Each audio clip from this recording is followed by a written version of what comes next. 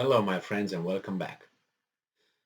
About 2 weeks ago, or more, maybe 2 weeks and 3 days, I posted a video discussing an article coming from the Ukrainian intelligence agencies, who they claim that the Russian missile uh, arsenal has been almost depleted, used in the first 2 months of the invasion. But they, according to this journal from the intelligence community of Ukraine, they still have some.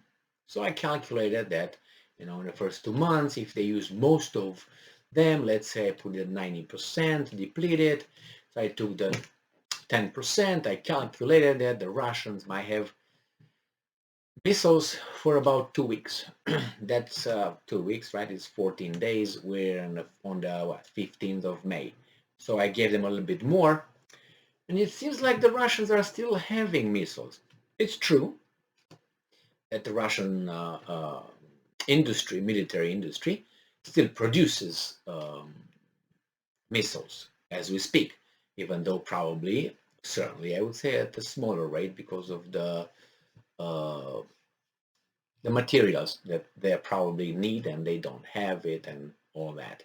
Nevertheless, we're about to hear from the Russian government that they will be in incapacity of conduct any more missile strikes, according to the Ukrainian intelligence. And guess what? I have another article, a new article, that comes from the same area. That means the other intelligence sources, which are the UK intelligence sources at this point.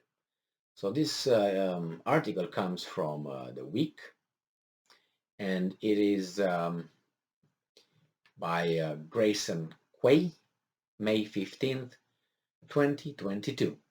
And this is the title. Russia has lost a third of its invasion force, UK intelligence says. So a third in 2 months and a half.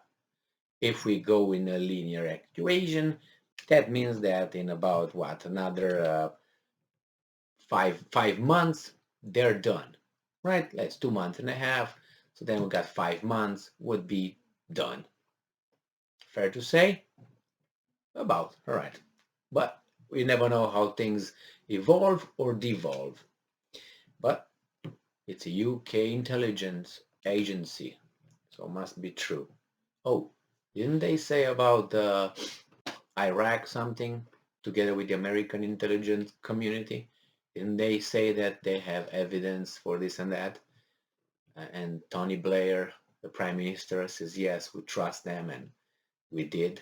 How many people died in Iraq because of the good intelligence we received from the Brits and the Americans? Crickets? Yes, yes, I will bring that up because you can't just go and claim these kind of things with our intelligence information and then get involved in such a situation where people die, countries get destroyed, and then you just come back and you want to have your credibility untinted. No, it doesn't work that way. They want us to believe that way, that it works that way, but no, it doesn't. No, especially at the intelligence community, which they have to verify the information at least from three different independent sources. Were all the independent sources lying or something? Or it was maybe the central control unit that was maybe giving some information. Anyway, let's go here. Ukraine, United Kingdom military intelligence said Sunday that Russia has lost around one-third of the ground combat forces it deployed when the invasion began in February, right? But if it's one-third of the ground combat forces, the Ukrainians said that there were about 27,000 Russian dead, right? So that will get about 80,000 people that Russia allegedly employed. Is that correct? Is that the amount of soldiers the Russia used for its invasion? Or the 27,000, as it's been claimed by the Ukrainian side, this is how many troops they killed. It's an average, but I give them 30. I give them more so I can help them, you know? And with 30, right, you get to 90. Okay, 90. 90,000. Is that the amount of the Russians that you guys are aware of? If yes, okay, so be it. But wasn't more than 100,000 or 1,050,000 troops around the border at the beginning, border with Ukraine, blah, blah, blah, Mr. Putin, don't escalate, pull back. Wasn't that? No? Oh, okay then. My bad.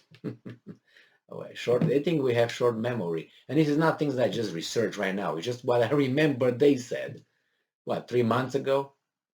They kept saying, pull them back, and they said, no, it's about 100,000 soldiers. No, it's 100,000, 1,050,000. The other one was 200,000. It was like 5 million. How about that? Okay, so UK intelligence also concluded that Russia's offensive in Donbass had lost momentum and fallen significantly behind schedule. Now, maybe they reached their goal, the border, they liberated how much they wanted and they don't have to go further than that, or you just make a buffer zone. Is that a possibility? And you know, behind schedule, do you have the schedule? Oh, you do? Okay, how do I know you do? Words like that, by that particular day we're going to be there. There are approximations. You can't say, oh, by 5th of May we're going to be in that point. That could be a goal, as they say, but goals are always variable because there's so many variables involved in the military operations and planning. But this is military intelligence, so they should know this. But well, maybe I'm certain I'm 100% willing to give them, okay, guys, you might know certain things that we don't, but there are certain things that are logical that don't make sense. But anyway, I don't give you that anymore. You don't own logic anymore. You might own a certain piece of information and all that, but logic you don't. Or what's reality and what's not reality. I don't give you that. You don't tell me what's reality and what's not reality. I can tell you the same way you tell me. We have the same abilities. You know what I mean? All right. So lost momentum. Okay, maybe they did. And that units engaged in the offensive were suffering from low morale and reduced combat effectiveness. Maybe, I don't know, I didn't speak with the fighters. Could be. War is not a happy time unless you're winning, right? Let's put it this way. Russian forces, the assessment concluded, are unlikely to dramatically accelerate the rate of advance over the next 30 days. Why so? Why 30 days? Why not 20 days? Okay, they know stuff. That's why they put things like they know, and we're like, oh my God, they know something. It's a plan.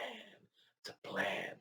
While Ukrainian forces held the line, how do they hold the line? Because these guys are already, I've been hearing about holding a line from the very beginning of this invasion. And nevertheless, you hear Russians got to this river, crossed this river, got to that town. How do you hold your line then? Oh, you hold your line, but you go back with the whole line, with the front, and even launch a new counteroffensive near Russia-held Izium. The international community continued to close ranks against Russia. International community, like what? Like Pakistan? Like India? Like China? Like Zimbabwe? Like Brazil? Like Mexico? Like Venezuela? They're part of the international community. Are they involved in this? Why do you lump them in? The author of this. They lump all these countries in. When I hear international community, it irritates the out of me because it's not a monolithic thing. The international community. Yeah, the international community continued to close ranks against Russia. No, I give you at least 2 examples. I can give you more. I can give you, if you want, Vietnam too. I can give you Serbia. Oh no, I mean, come on. So Finnish president, I will go to this guy. That's unimportant. He wants to join NATO. We're not talk about that. Sweden, he wants to do that. That's the big deal now. They want to do that because of their security. Okay, you are entitled to have, you have the right to have, security concerns for your country, like any other countries in the world, but Russia. Russia cannot have security concerns. That's why NATO can put its rockets right at its borders. And if Russia says that has concerns, you say, no, I'm sorry, it's not for you, it's for Iran. All right. So there you have it. Thank you very much for being with me again today. The Russians are losing. Their front is slowing down. They're almost 1/3 of the army is done. They have for maybe 30 more days.